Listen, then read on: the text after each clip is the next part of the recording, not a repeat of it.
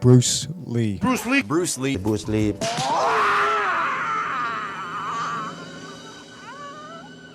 You may not even know it, but Bruce Lee has already changed your life. From the way you do your bed to talking to people at work, Bruce Lee has already made an impact. You see, in a world without Bruce Lee, obesity will become a pandemic and movies would still be boring as shit. Because a world without Bruce Lee is a world without inspiration. Have you ever watched any action movie ever and thought, oh my god, how did they come up with that? Mainstream acting movies nowadays all feature one style of combat: mixed martial arts. Unless you've been living on a planet far, far away, mixed martial arts is the hand-to-hand combat system that utilizes everything from stand-up to ground. Bruce Lee is considered the godfather of MMA.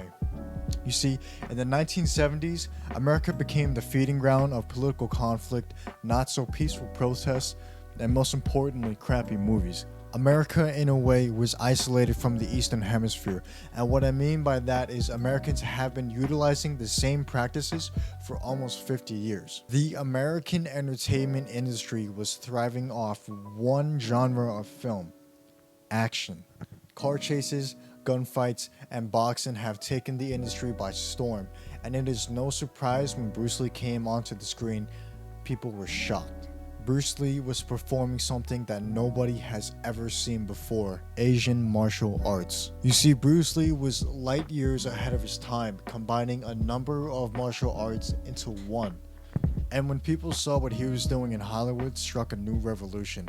Not only was Bruce Lee a movie star, he was a hero to a lot of cultures who had no heroes. He was a voice for many people, especially with insecurities. And I know this is true because I grew up Asian in America, aka invisible. But this speech isn't about me, it's about why Bruce Lee is the most noble one of them all. Surround him!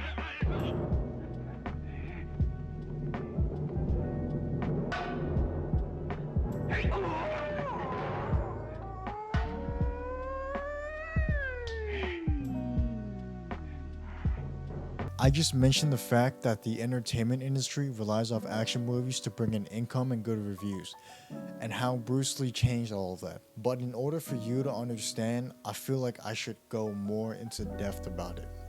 Imagine teaching the same lesson for 15 years, and then all of a sudden, the administration comes up to you and tells you that everyone hasn't been teaching the lesson right, and the only way to teach the lesson is to do all of the wrong things.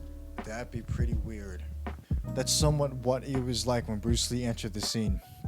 People have never seen anything like him. Not only was he the first Asian superstar, he was the first one to be fighting multiple groups of people, making weird noises and using his legs to kick people in the face. In a country where stand-up boxing was the norm, people were left stunned and probably confused. Kicking people in the head was just unheard of.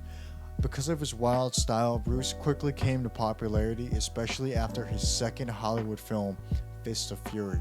Asian martial arts soon became the norm in America, with hundreds of schools opening up and movies dedicated to the subject, such as Karate Kid, Best of the Best, and Blood Fist. Since Bruce realized he was starting to become an icon, he decided to turn his martial art into a philosophy. Internet sensation Kirby has a great explanation of this. Bruce Lee isn't just a fighter, he's a thinker, and the rules that he created in his book and the guidelines, they're transferable to anything in life, and especially anything that involves using your body. Bruce's philosophy turned his martial art into a way of life. He promoted thoughts like being a good person even to the ones that treated you wrong, not limiting yourself, and not asking other people to do things for you. Bruce was a pretty progressive guy compared to most people in 1970. Without choice, Bruce became a hero to many people, especially people who did not have the self-esteem to step up for themselves. My favorite New Jersey comedian, the ball buster Joey Diaz, has a great example of this. Before Bruce Lee, Chinese people were very timid. They walk around like walked up. You know, once Bruce Lee came, he changed everything for a lot of people. And I was one of them. I was an immigrant. You know what I'm saying? I came from Cuba. I didn't speak the language. You had a spokesman if you were an immigrant. You know what I'm saying? Even if you weren't Chinese, it didn't matter. You had a spokesman now. Bruce Lee was a hero, being a guy who immigrated back to the States with almost nothing, much like many families today. While Bruce was in college, he had to deal with racist people, given that we were fighting Vietnam at the time. But because Bruce is the badass that he is, he learned how to make friends with those people, and even better, transform them into modest, open thinkers.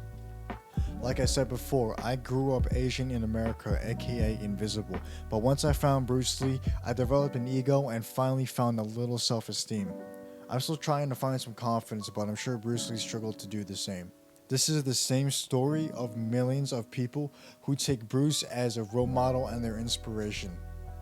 He changed the entertainment industry, he gave people motivation and a voice, and most importantly, he did everything for the greater good.